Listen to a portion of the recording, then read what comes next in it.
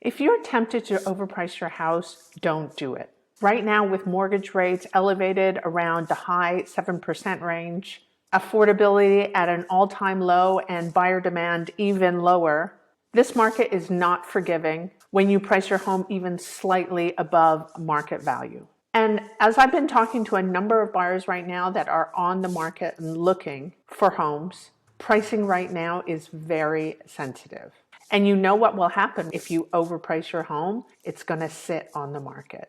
Hi, I'm Jade, and in this video, I'm going to dive into the 6 dangers of overpricing your home. And stay to the end so you make sure that you don't fall into this trap. So to start off, how do you overprice your home in the first place? A lot of times you've been in your house for many years, you bought it, so you definitely liked it in the beginning, and you probably even love it even more now.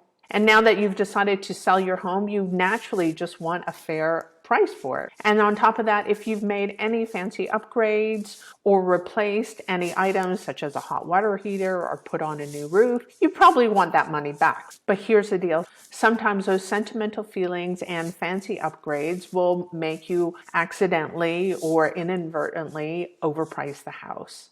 So remember, just because you love the house, that doesn't necessarily translate to potential buyers. They're not attached to the house like you are. So be careful not to let your emotions influence the listing price. Okay, let's get right into it. Danger number 1 of overpricing your house is it sits on the market. Overpricing your house can lead your home to being on the market longer than it should. Study after study shows that price is the largest determining factor on how long your house sits on the market.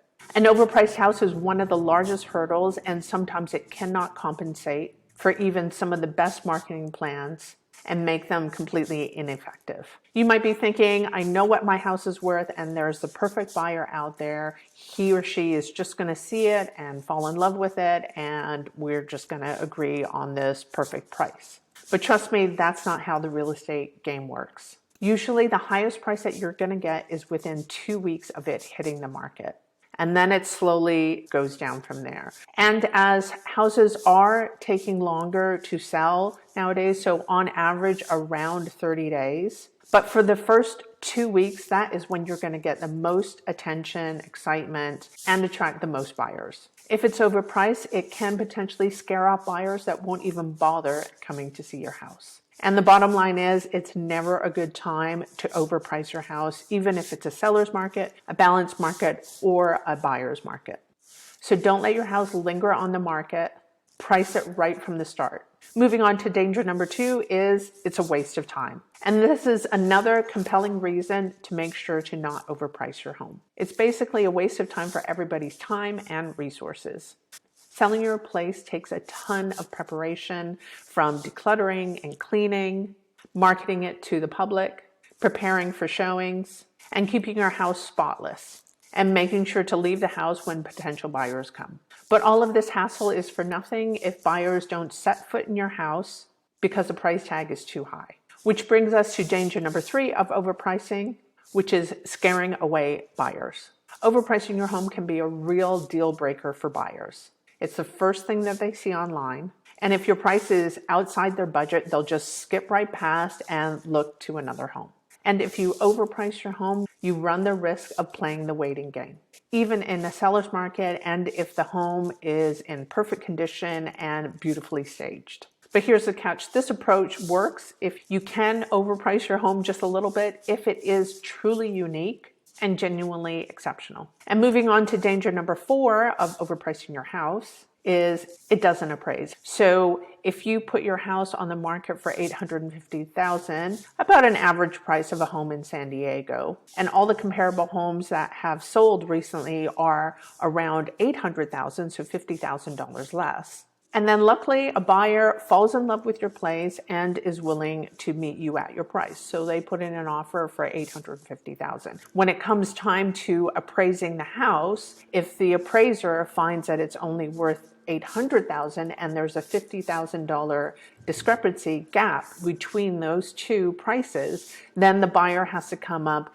with the extra $50,000 in cash plus on top of the down payment that they're already paying. So in a worst case scenario, if they do end up canceling and pulling out of this house and you have to put it back on the market, this can be detrimental. Putting it back on the market is never a good look, and chances are that you might have to go even lower than what it's worth because of the days on market that you've been in. So if you put your house back on the market because it fell out, all the agents and buyers are going to be thinking, WWWTH, what's wrong with the house? Now you've just reduced the desirability, the attractiveness of your home, and wasted your time and racked up extra days on market. This all translates into the possibility of lower offers and less money in your pocket. So make sure to get comparable sales in your neighborhood. Ask an experienced real estate agent to help you with a comparative market analysis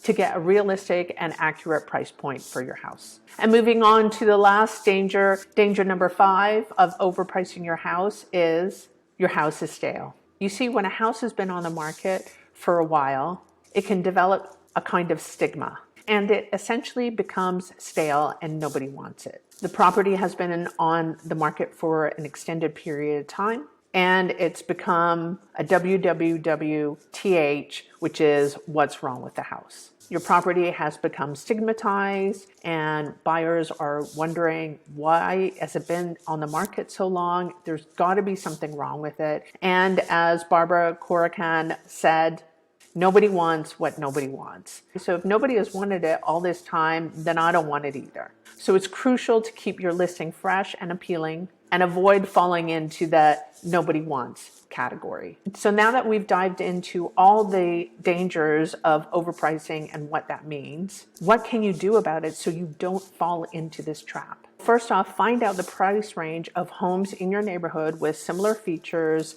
similar condition, similar square footage.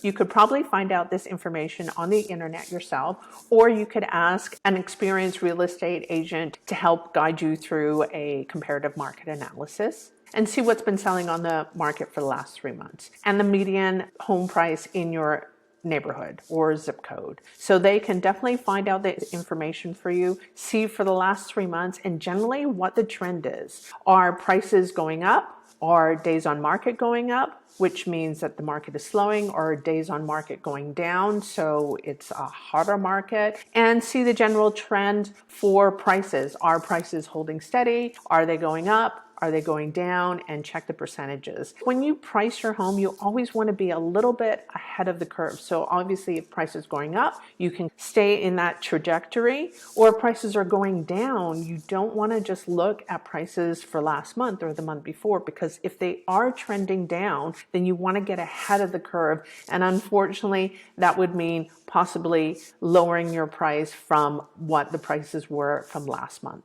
Now, if you need any more help, please don't hesitate to reach out. My details are in the description below. And if you found any value in this video, please hit the like button, subscribe, or check out another video like this.